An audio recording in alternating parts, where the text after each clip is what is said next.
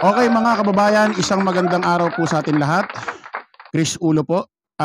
Pag-usapan po ulit natin itong si Chris Aquino, no? Update lang po tayo rito kay Chris Aquino. Sa mga hindi pa ho nakakilala kay Chris Aquino, syempre, ito ho yung anak ho ni Cory Aquino, yung dati ho nating mahal na presidente at anak ho ng ating bayani na ito si Ninoy Aquino. Okay mga kababayan, napag-usapan natin kahapon about ho dito sa kay Chris Aquino about ho sa mga kulam-kulam. Kasi alam naman ho natin si Chris Aquino nasa ibang bansa, nagpapagaling pero hanggang ngayon ho imbis na gumaling ayon sa kanyang interview kay Boy Abunda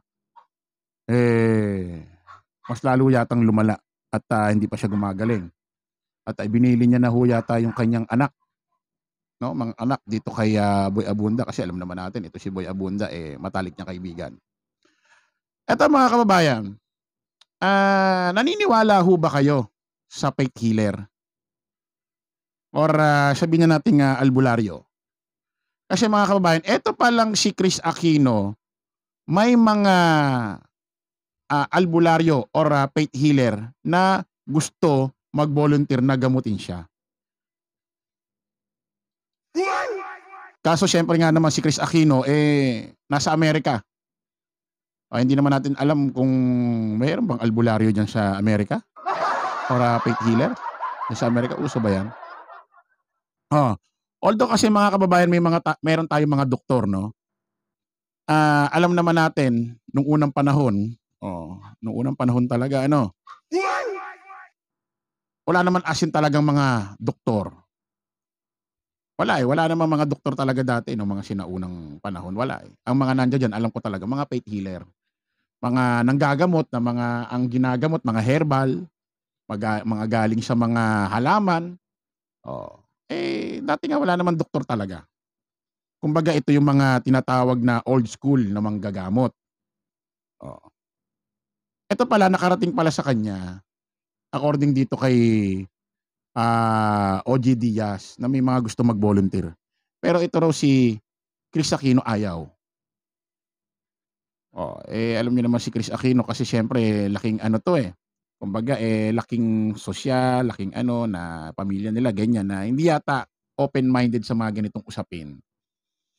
Ayaw niya kasi sa Diyos lang daw siya nagtitiwala. Na tama naman 'yon. Kahit naman tayo sa Diyos tayo nagtitiwala. Pero hindi naman ibig sabihin pag nagpatingin ka sa faith healer, hindi ka na naniniwala sa Diyos. Hindi ka naman naniniwala sa Diyos. Actually, kaya nga andyan yung mga doktor. Kumbaga, binigyan sila ng karunungan ng Panginoon para makapag-aral matapos yung pagdodoktor at pag naging doktor, yun ang manggagamot sa tao. Di ba? Wala kasing mga doktor noong mga panahon na yon, Misa Chris Aquino. Mga faith healer or albularyo na pag nanggamot, mga dahon nga, di ba? Pakinggan natin to si Ogie Alcacid. Ogie Alcacid, sorry. Ogie Diaz pala. Lagi na lang Ogie Alcacid ako. Ogie Diaz. At pupunta ho tayo rito kay Glidel Mercado. Naalala niyo ba si Glidel Mercado? Na dating sexy star. Pakinggan natin ho saglit ito, Darasal para kay Chris Aquino, kanyang agarang paglakas, di ba? Dahil sa interview ni Kuya Boy sa Fast Talk, ay talaga namang nakita natin si Chris na talagang, alam mo, pag walang makeup si Chris, talagang na siya, yung kumpak ang pisngi, ganyan. Buti maayos si Chris. Usually naman ay depende sa kondisyon ng katawan niya. Minsan tumataba yung pisngi niya, lumiliit yung pisngi niya. Nanganak pa yung bilang ng autoimmune disease niya. 5 na. Di ba? At mukhang sinasabi ni Chris ay malaki ang chance siya ay ma-cardiac arrest. Nakunod naman po. Dahil parang napapagod yata ang kanyang puso. Literal.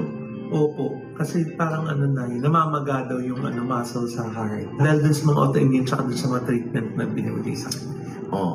Di ba nga sinabi ko dati kay Manong Chris na kasi ako naniniwala lahat may paraan, di ba?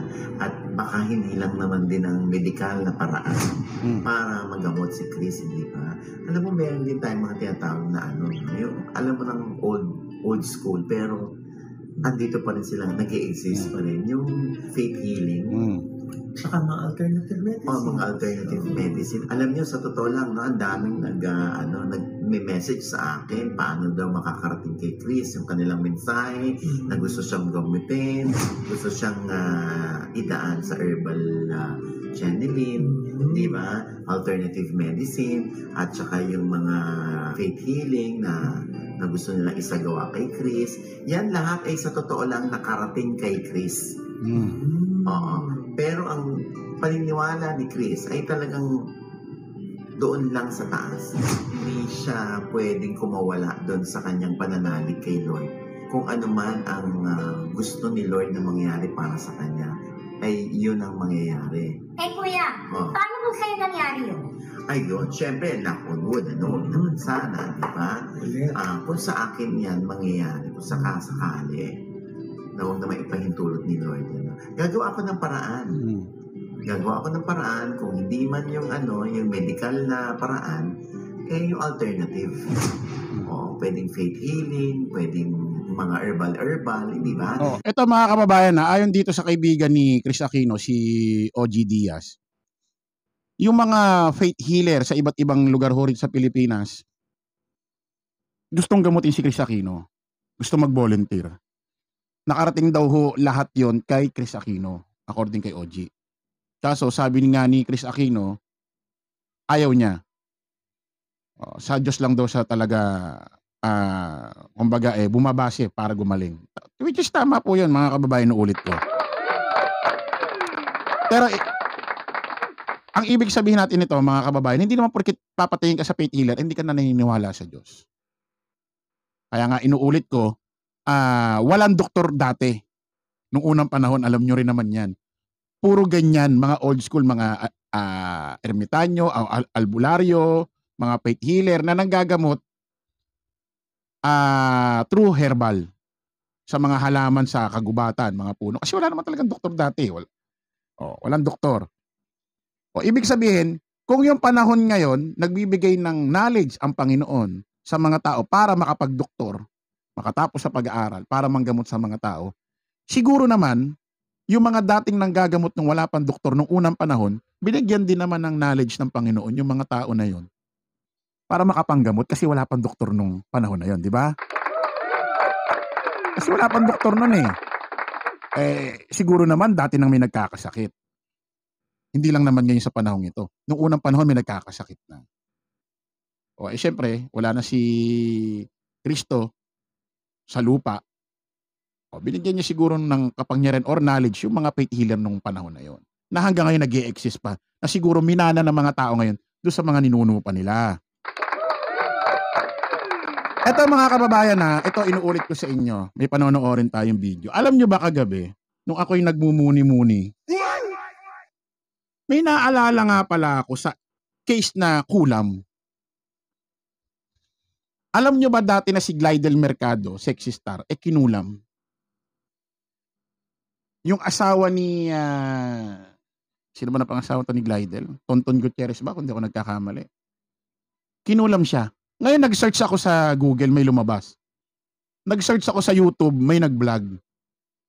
Dalawa panonoorin natin video mga kababayan. Kasi una ba, akala nyo kwento lang. Ito inuulit ko mga kababayan, naniniwala ako sa kulam. Kasi nga, una doon sa video ginawa natin kahapon, kagabi, kinuwento ko yung lola ko. Tapos, kinuwento ko yung kasama namin sa kwarto sa East Avenue, sa Quezon City, na pinagpantay ng hindi malaman ng doktor kung ano sakit ng babaeng yun, halos yung dugo, napupuno na yung timba ng dugo.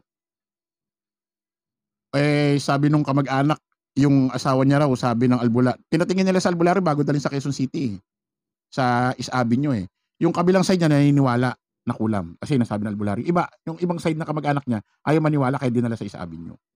Ginawa ng tsuhin ko, pinuntahan dun sa ward kami Mga 5 kami dun Siya yung center of attraction, yung babaeng sobrang yung katawan payat na talaga. Tas ano siya, dinudugo yung ari niya pati yung puwerta ng puwet niya.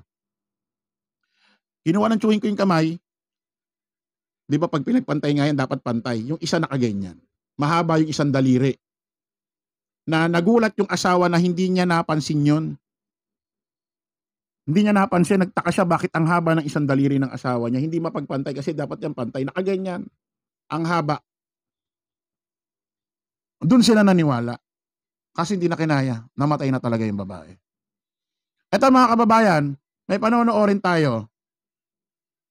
Yung video ni Glidel Mercado na kung saan kinulam siya. Pero nabuhay siya. Nakaligtas siya sa kulam. Alam niyo nakakagulat dito, ang nagpakulam sa kanya, kakilala niya. Kakilala niya ba o kamag-anak na tinutulungan niya dati tapos hindi niya na tinutulungan dahil parang nasana yata, pinakulam siya. Sinabi pa nung faith healer. Kaya sabi ko, walang masama kung uuwi si Chris Aquino dito at magpapatingin hanggat may oras, may panahon pa. Nasa kanya naman yun. Wala namang mawawala sa atin. Sa kanya yun. Inuulit ko mga kababayan, hindi naman porkit naniniwala ka sa faith healer at magpapatingin ka, wala ka ng pananalig sa Diyos. Dati nang nag-e-exist yan kasi nga wala namang mga doktor nung panahon na yun. Nung unang panahon, wala mga doktor. Sa kapwa-tao lang din sila nagpapatingin, nagpapagamot. Kaso, mga faith healer nga yun. Hindi naman uso mga ospital dati nung unang panahon . Wala namang ganyan. Painggan nyo muna tapos pupunta tayo sa isang video na although naalala ko si Glidel na kulam, nung na-search ko tong video na to, malalaman natin kung peke itong video to o hindi. Panoorin natin. Tapos may pupuntahan tayo isang video na doon natin mapapatunayan kung si Glidel na kulam ba talaga o hindi. Dito natin malalaman. Unahin muna natin to. Saglit lang to, mga 3 minutes siya to.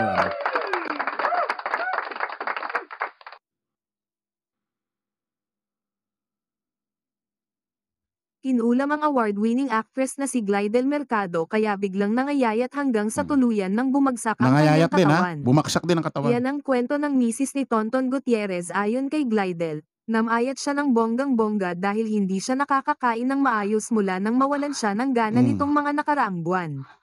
Agad daw siyang kumonsulta sa mga espesyalista para malaman kung ano ang problema sa kanyang kalusugan pero ang sabi ng mga doktor base sa mga resulta ng kanyang medical test ay okay naman daw siya. Nagtuloy-tuloy daw ang hindi maipaliwanag niyang kondisyon at patuloy na nalaglag ang kanyang katawan hanggang sa magkaroon na siya ng palpitation, anxiety attacks at fear of food. Kasunod nito, naging 90 pounds na lang ang timbang niya at wala pa ring ganang kumain kaya nagdesisyon na raw siyang magpatingin sa albularyo o faith healer kasama ang asawang si Tonton. Ayon sa nagtowas sa kanya, may 2 taong nasa likod ng pagpapahirap sa kanya at isa raw dito ay kamag-anak niya. Posibleng ito ang nagpakulam sa kanya. Ang feeling ni Glidel, ang tinutukoy ng albularyo ay ang kaanak niya na hindi niya natulungan. Kwento ng aktres, after taping for the series Artikulo 247, noong January, nagkaroon ako ng palpitation, anxiety attacks at fear of food. Kapag sinasabing kakain na, nanginginig na ako tapos umiiyak ako habang kumakain. Nagpa-executive check-up ako kasi sabi ko kay Ton iba na ang nararamdaman ko. 3 days ako na-confine sa hospital. Lahat ginawa sa akin at okay daw ako. Sabi ko, Doc hindi pwedeng okay kasi may nararamdaman ako. Ang ginawa nila pinabalik ako sa psychiatrist ko. After ng doktor, nagpa-TOWS ako. Naniniwala kasi ako sa TOWS, pagbabahagi ni Glidel. After 1 week, may palpitation na ako during the taping. In May after ma-confine, pagkagising palpitate agad ako. So nagpa-TOWS agad ako. Sila ang lumabas at 2 sila. Nagpatulong sila sa isang matabang babae na hindi ko maintindihan. Every Tuesday and Friday ang session namin noon so naka-red ako. May pangkontra ako sa bulsa. Ganoon pa rin nanginginig ako. Then parang nakausap ng albularyo ko at ang gusto nila buhay ko ang kapalit. Oh my God, buong buhay ko tinulungan ko sila tapos ganoon lang ang gusto nilang gawin sa akin. Hindi talaga ako makapaniwala nung una na sila yon. 7 Fridays and 7 Tuesdays yon. Noong last Friday ko, tapos na lahat ang rituals, nagulat ako noong November, namatay siya, ipinagdasal ko pa rin siya dahil kamag-anak ko siya. Ang ginawa kasi ng albularyo ko, ibinalik sa kanila. Sabi ko naman noon ayokong ibalik, gusto ko lang gumaling. Nagalit yung albularyo ko kasi lumalaban daw. Gusto nila talaga akong mamatay. After that, bigla na lang akong ginanahan kumain. Parang nagdahilan lang talaga, tuloy-tuloy na kwento ni Glidel. Patuloy pa niya, so, inalam namin paano namatay. Ang sabi kumain lang daw, natulog tapos hindi na nagising. Sabi ko at least hindi siya nahirapan. Noong buhay pa ang daddy ko, tinulungan sila noon, mga 12 years old pa lang ako noon. Tapos noong namatay ang daddy ko, iniwan nila kami. Bumalik sila noong artista na ako kasi siguro alam nila may pera na ako. Talagang affected ako noon at hindi ako tumanggap ng trabaho for 9 months. Sabi nga noong doktor, ang taas na ng binibigay kong dosage bakit walang epekto. Si Tonton sinamahan niya ako sa hospital, doon din siya natulog. Naniniwala kami sa tawas kasi kapag yung mga anak namin may nararamdaman, pinapatawas din namin. Kaya ang daming nagtataka bakit daw ako ganuan kapayat, revelasyon pa ni Glidel. Sa ngayon ay okay na raw siya, simula noong November, healed na ako. Okay na ako. Samantala, excited na ang aktres sa pagpapalabas ng bago niyang pelikula, ang That Boy in the Dark, na showing. Okay, ito mga kababayan. Ito kwento na, although naalala kong si Glidel nga pala dati, nung naalala ko kagabi, na si Glidel nakulam. Naalala kong ganun. Una hindi ko pa maalala yung pangalan niya, basta sabi ko dating artistang nakulam. Yun nga, si Glidel. Nag-search ako sa Google, may lumabas. Nag-search ako sa YouTube, may nag-vlog. O eto, hindi mismo si Glidel lang nagkukwento rito, vlogger. Ngayon, naisip ko, baka ginawan lang na magandang kwento. Although nakulam, si Glidel positive, pero baka yung mga kinuwento niya, imbento para mapaganda yung vlog niya. O ngayon, nag-search ulit ako sa YouTube kung may interview si Glidel. Putik, may lumabas mga kababayan.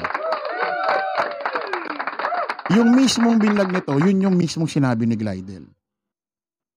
O, panoorin natin mga kababayan.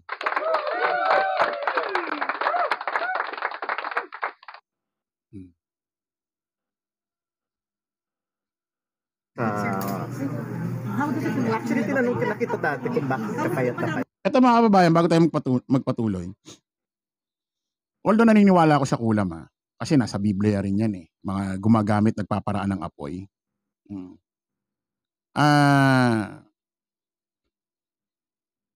Ako naniniwalang may kulam pero sabi lang kapag daw ang isang tao malaki ang mataas ang faith mo sa taas, hindi raw uubra yan sa'yo. Tapos may mga nagsasabi, di sana kung totoo ang kulam, pinakulam na yung mga politiko. Hindi yun. Kasi, ang tumatalab lang daw yung kulam, yung talagang, alam mo yun, nakadaungan palad mo o may talagang nararamdaman kang galit sa puso mo. Kung sasabihin mo kung pakulam na yung mga politiko, hindi naman natin sila, kumbaga, hindi naman natin sila nakadaungan palad. At saka parang papakulam mo lang siya, dahil gusto mo lang, dahil politiko lang sila tapos ayaw umunlad ng Pilipinas. Hindi siguro uubra sa ganun yun. Siguro sinasabing pakukulam, yun talagang nakadaungang palad ka at may galit sa'yo. Personal talagang sa puso, dun yata umuubra yung kulam. Pero sabi, kahit ano daw pakulam ng isang tao sa'yo, kukulamin ka ng isang mangkukulam. Kapag daw talaga mataas daw yung enerhiya mo or yung mataas yung paniniwala, tumawag ka sa Panginoon dati pa, hindi raw uubra yun sa'yo. Kahit nga raw ang isang tao malakas ang pananampalataya sa taas, pupunta sa isang lugar na may mga bad spirit, umaalis daw nag-aalisan. Yun na sabi Ito pakinggan natin kung fake news yung sinabi ng vlogger, which is hindi pala, totoo pala talaga. Pakinggan natin si Glidel Mercado. nag-press ka ng beauty derm noon, nakita Ay, oo. So, anong rason talaga, Glide? Actually, last January, after ng laki namin, dun sa last series ko sa GMA, nagkaroon ako ng anxiety attack. Glidel na yan, Tapos ha? nagkaroon ako ng fear of food. So parang yun doon nagsimula na pumayat ako. Parang pag may nakikita akong pagkain, nanginginig ako, umiyak ako. So hindi ko alam kung bakit. Tapos pero this November, napansin ko, medyo bumabalik na ulit yung appetite ko, kaya nagiging na ako. So, kanina may nabanggit ka tungkol sa parang theory mo na tungkol sa kulang. Yung kulang. Yes, oo. So, Bakit nag-start yun? Paano mo actually, kasi nagpa-confine na ako nung last May. Kasi lagi ako nagpa-palpitate, nag-hyperventilate ako. So sabi ko kay Ton, sabi ko samahan mo ako, magpapa-confine ako para magpa-general check-up ako. So nagpa-endoscopy ako, colonoscopy, lahat pinagawa ko. Tapos sabi ng doctor, lahat daw ng test ko is normal. Sabi ko, Doc, hindi pwede kasi may nararamdaman ako eh. So ang sabi nila, bumalik daw ako sa psychiatrist ko. So yung psychiatrist ko, syempre binigyan ako ng mga gamot, pero hindi ko siya iniinom dahil ayoko namang masanay kung sa maging addictive kasi yung gamot, di ba? Tapos parang coincidence na parang yung driver nito tumawag sa albularyo namin dahil masakatan siya niya. So sabi nung albularyo, sandali, bago ka tagamutin, si ma'am ba? May sakit ba si ma'am? So parang na-feel siyang about sa akin. Sabi naman nung driver ko, hindi sinabi ng confine ako. Sabi niya, wala. Sabi niya, hindi pwedeng wala kasi 2 araw ko na siya napapanaginipan na may nangyari sa kanyang masama. Tapos sabi nito sa akin, nung kinuwento ng driver, actually, alam ko kung sino ang gumawa. Hindi, I mean yung albularyo na yun. Oh yes, kasi yung mga anak namin ginagamot din niya pag may mga pilay-pilay. Nararamdaman niya. Naramdaman niya. Sabihin something na may nangyayari. So pumunta siya sa bahay, pinapunta namin. Sabi nga nito, May, bakit ito yung sagot sa tanong sa nangyayari sa'yo. So tapos nung actually may hinala na ako kung sino. Hinala na ako. Tapos nung lumabas dun sa tawas, siya nga. Pero may katulong siyang isa pa na matabang babae raw na hindi ko alam kasi yun yung talagang mangko. Tapos nung parang nag-uusap sila, hindi ko may parang gumagano-ganon siya. Parang ang sinasabi nila is gusto nilang kapalit ko is buhay ko. Parang buhay ko. Sabi ko, anong nagawa ko sa kanila? Parang tinutulungan ko na nga sila financially, pati mga anak nila. Bakit ganun pa ang gusto nilang mangyari sa akin? Dahil nag-lock-in ako, hindi ko sila nabigyan ng pera dahil hindi ka pwedeng lumabas. Sabi ko, kung may Gcash kayo, pwede. Ito silang Palawan. Sabi ko, hindi ako makakalabas, wala akong mauubusan. Doon na nagsimula. Pero before the lock-in, bigay na ako ng pera sa kanila. Tapos anyway, ayun nangyari. Pagkatapos nun, after nung text nila sa akin last, salamat na lang Lisa. Yun ang last nilang text sa akin. Parang after a week, iba na yung pakaramdam ko. Nag-iba na talaga. Hanggang, may naramdaman ka. Iba na, nagpapalpitate na ako. Hindi ko alam, nagpapawis ako. Basta nag-anxiety na ako na first time ko nangyari sa akin. Tapos, sadly, yung walang sa akin, namatay last November. Last November. Sadly, parang, sorry na pero simula nung nawala siya, parang, alam mo yung naramdaman ko, parang, ewan ko, bigla na lang bumalik yung gana ko sa food, hindi ko alam kung anong nangyari. Kaya nag-gain na ako ng tono, itong weight ko. So, naniniwala? Naniniwala kami kahit dati pa, kasi yung mga anak namin, kapag may pilay or konting nagkakasakit, hindi yung pinapadoktor agad. Ito mga kababayan, mismo si Glidel Mercado, naniniwala sa kulam. Naniniwala siya sa faith healer. Dapat ang gawin nito ni Chris Aquino, umuwi at maghanap ng faith healer. Baka makatulong sa kanya si Glidel Mercado. Ito mga kababayan, tinatapik natin si Chris Aquino hindi para siya i-bash na matuluyan siya, hindi ganun. Tinatapik natin siya, mali mo mapanood niya ito, magbago ang kanyang kaisipan. Di nakatulong tayo. Kasi sana gumaling si Chris Aquino eh. Kasi yan, kumbaga, hindi mo natin kilala sa personal yan. Alam mo yan, nung tumatanda tayo, nakasabayan na rin natin siyang bilang artista na nandiyan siya, gano'n.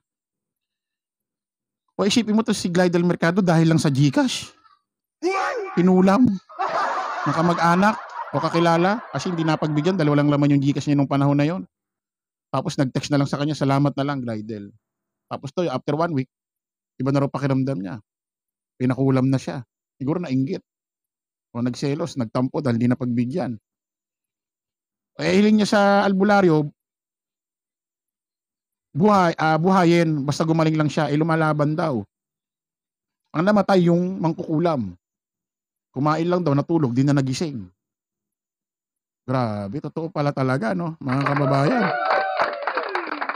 Kaya nga sabi ko, eto si Chris Aquino umuwi, magpatingin. Although, sinasabi niya sa Diyos lang siya naniniwala, tama yun. Pero hindi naman ibig sabihin pa nagpa-check ka sa faith healer, wala ka ng pananalig sa Diyos. Kasi nga inuulit ko, nung panahon, wala rin naman doktor. Sila ang nag-i-exist dito nung mga panahong wala pang mga building, wala pang mga hospital. Ang nag-i-exist mga albularyo talaga, mga faith healer. Yung mga time na yun, siguro sila yung binigyan ng knowledge, karunungan ng Panginoon para magpagaling sa mga taong may sakit. Kasi wala pang doktor dati, wala pang mga nurse. Ngayon naman, ganitong henerasyon na, may pag-aaral na, may pagsusuri na. Ang binigyan naman ng Panginoon siguro, ng talino, karunungan, ang mga doktor para makapag-aral. After pag makagraduate, nagkaroon ng lisensya bilang doktor, sila na may manggagamot sa atin. Ang problema, yung mga albularyo faith healer nung mga panahong nung araw pa, minana nila yung mga karunungan nila sa mga ninuno nila na bit-bit pa rin hanggang ngayon. Walang masama doon.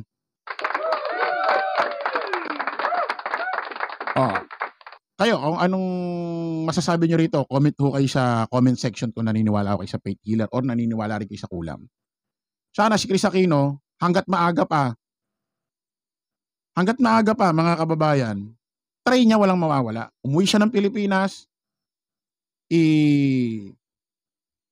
i-granted niya yung sinasabi ni OG Diaz na may mga gustong albularyo o faith healer na gustong presenta sa kanya or willing gamutin siya kung anong meron siyang sakit. O kaya maipag-ugnayan siya kay Glidel Mercado.